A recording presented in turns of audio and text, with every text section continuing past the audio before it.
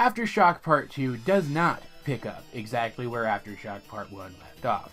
As I implied in my previous Teen Titans review, there is a passage of time between the previous episode and this one, despite the fact that they are two parts of a two-part episode. Whereas the last episode left us out of Tara's perspective entirely, this episode drops us right into it. The episode opens with a monologue from Tara talking about how she has done all of these horrible things. She has hurt her friends, killed her friends, as far as she knows, and yet she has no regrets. And it's a great scene. It does a great job of setting the tone, as well as reminding us what happened last episode in a way that doesn't feel ham-fisted at all. And yet it only gets better when it's juxtaposed with the next couple of scenes where Tara is going through the city, which has now been completely evacuated, which is now completely under Slade's control, just doing regular patrols, and she's coming across all these places where she spent time with the Titans, and you can tell that it's getting to her, even if she's unwilling to admit it to herself yet.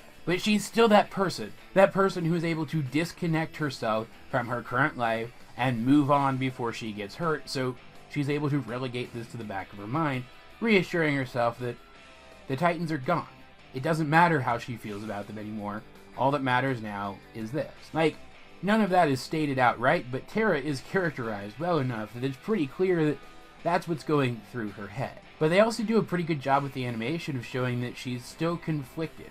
This is still bothering her. She wants to just move on, to just disconnect herself from how she feels about her friends, but she's not entirely able to do that, probably because she has seen now how unwilling they are to disconnect themselves from her, and that's something she had never really experienced before. So when the Titans suddenly show up to confront her again after all this time, you can imagine she is pretty shook. She is in fact the shookest of all shook people who have ever been shook. And on top of that, the Titans are not playing around anymore. There's no more hesitation in their actions, and so the entire group of them working together like a well-oiled machine, she is quickly overwhelmed and forced to ask Slade for help and retreat. And he does help. He sends his other minions, even using, I would imagine, some combination of the neural interface with them and Tara's own powers to activate polymerization, fusing them into a single monster that is more powerful than any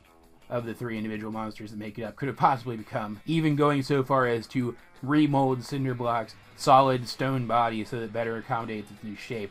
Though this isn't a game of Yu-Gi-Oh!, so I question why he thought it would be beneficial to turn three targets who understand best how to utilize their own forms and powers into one target that the Titans can all team up against, who might not be used to how he fights now, who might not be able to as effectively use his powers now. I don't see what the point of that was. I don't see how that was a beneficial strategy. And while it's cool, it's certainly very, very cool, and this thing certainly does its job of giving Slade enough time to send in an army of his Slade bots as well to sort of mop the Titans up, since that's way too many targets for them to focus on all at once. Slade, being a strategist, should have seen the benefit of having more enemies for the Titans to fight then and there rather than less. It just doesn't make sense to me. In fact, there are a couple things about Slade's behavior in this episode that don't make immediate sense to me, and I am going to try to make sense of them at the end of this review, so stick around for that. And this massive fight between the fused monstrosity and the Slade bots versus the Teen Titans goes better than you'd expect, even though Beast Boy completely bypasses this fight, using one of his canine forms to track Tara down so that he can confront her regardless of whether the others can be there with him to do so. Like, he is just so done. He is livid with her for what she's done to them, and at least seemingly is unwilling to give her another chance at this point.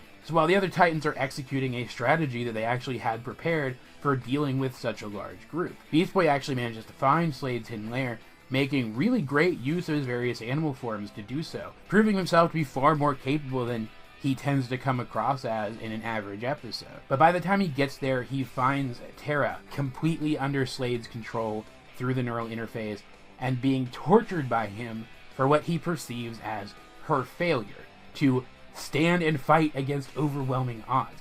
Slade himself would not have stayed to fight against the Titans in a situation where he was being so overwhelmed.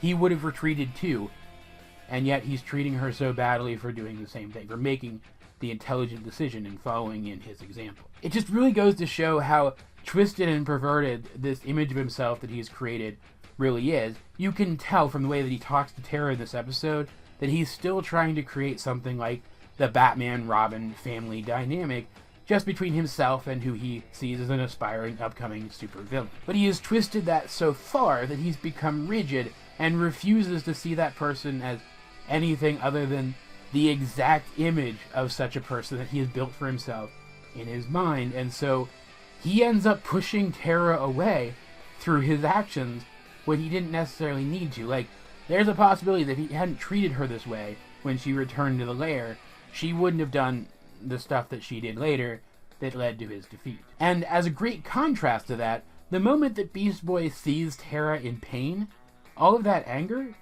it's forgotten. Like, it's not gone. It comes back up again later in less intense, more, I would say, helpful kind of way. But he does forget it for the moment and make sure she's alright. And she begs him to kill her. Like, she doesn't use the word, because this is still a kids show from the early 2000s. You couldn't say killed or dead at that point in time on television. But that is what she is asking him to do, because her life has just gone from something pretty okay to nothing but suffering. She now knows that this person can cause her pain wherever she is, whenever he wants to, that he can control her every action, and she's even learned that the suit that she's wearing, the suit that allows him to do this, has already bonded with her body. It's merged with her nervous system, so it can't be removed. She is trapped like this forever. This is a situation that she can't run away from, that she can't sever herself from and move on. And Beast Boy is justifiably pretty pissed off to hear about all of this. Goes right for Slade, but Tara ends up intercepting. Slade is, as I said before, controlling her every action. And this scene ends up being a pretty effective action scene, but also some of the best dialogue in this show ever between Beast Boy and Tara, as Beast Boy insists that she does have a choice. She can fight back against Slade.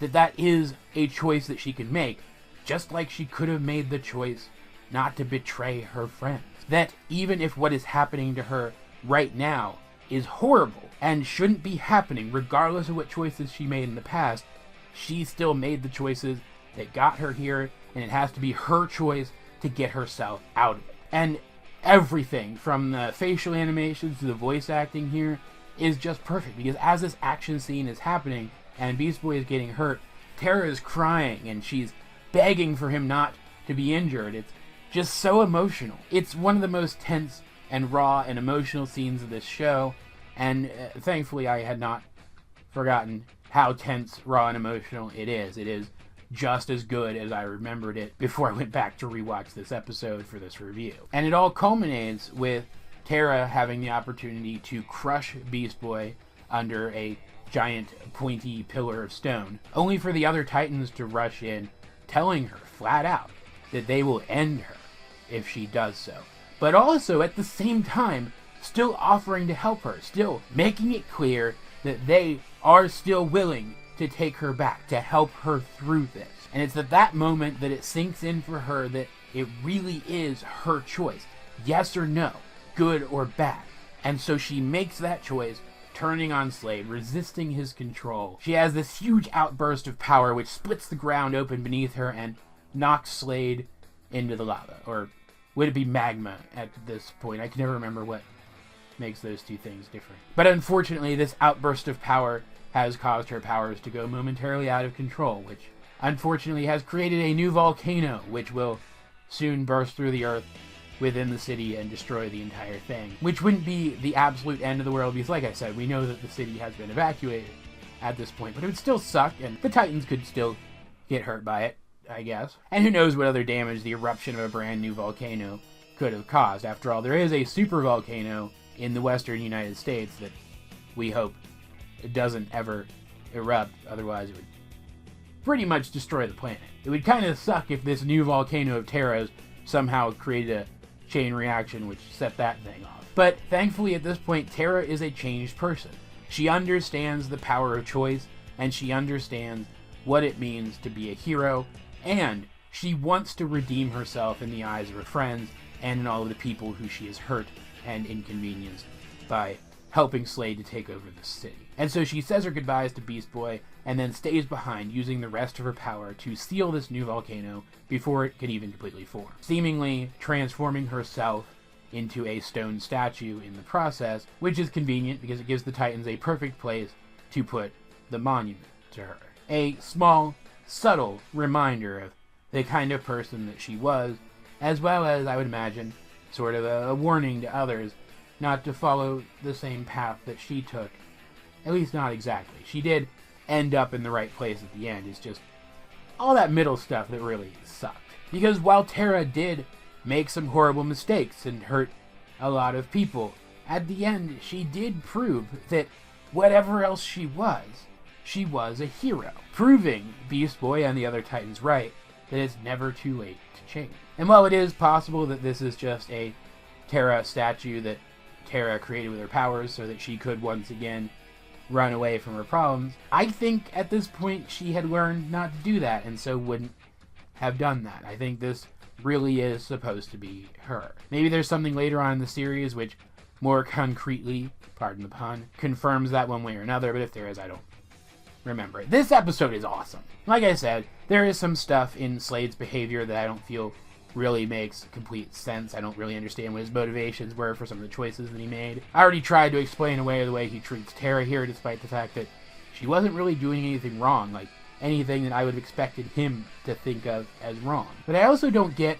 why he wanted to take over the city, or why he wanted to take over the entire world. Like it said that he doesn't want to stop at the city, he wants to spread out and take over everything. Of course! Why?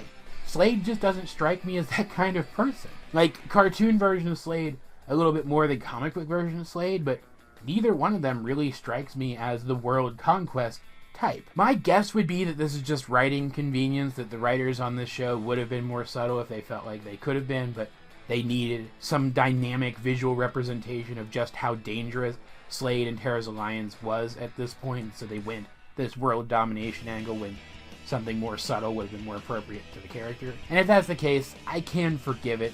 This is a kids show, and they already crammed so many heavy, mature things into this story. They didn't need to try to go the subtle underworld crime boss route, too. That would have bogged things down too much. Like, seriously, this is an episode which all at once, to different degrees, shows a character being brainwashed, tortured, and then facing what appears to be some degree of suicidal depression. When Beast Boy first shows up to confront her, it seems as if Tara, when faced by all of her failures, wants to die. You could read that moment when Beast Boy first shows up to confront Tara as Tara, having been faced by her failures, wanting to die. You could read that as her being unable to face her failures and unwilling to suffer the situation that she has created for herself, and so instead wanting to die. And the arrival of Beast Boy, this friend who cares about her, giving her hope for the future and the strength to seek additional help and work through that. Maybe I'm reading too much into that, but I do think it's there, subtly. It's a very streamlined, subtle kind of thing, but I do think it's there. And the message that regardless of what mistakes you make, it's never too late to change, while it's arguable whether or not that statement is entirely applicable to Tara because of some of the horrible things that she's done, that message, said to a kid watching this, could be incredibly meaningful. There's even enough information in this episode to kind of, if you squint and are willing to put the pieces together yourself, explain why the Titans didn't come back immediately after they were tossed underground by Tara. All the people evacuating the city, I would imagine the Titans probably helped with that behind the scenes. They probably helped to get the evacuation started and then make sure it was successful so that they could better confront Tara and Slade without having to worry about collateral loss of life. And also, we can see that they had strategies to deal with large armies of Slade bots. That's probably something that they worked out during that period of exile as well. This is just a fantastically written, fantastically animated, fantastically scored, fantastically acted episode of this show. It is, as far as I'm concerned, the high point of the entire series. It never really quite reaches this peak again, at least as far as I can remember. Maybe I'm wrong. Maybe there is some part of the series that I'm forgetting that does rise to these heights again. And that's not to say that the show isn't still really good after this. It's just, I feel this is the moment that the show showed how great it could possibly be, and it never really managed to exceed that again. As per usual though, guys, if you have seen Aftershock Part 2, what did you think? Let's get a discussion going in the comment section down below, or over on my Discord, link in the description. But either way, this has been AJ22, and I will talk to you guys later.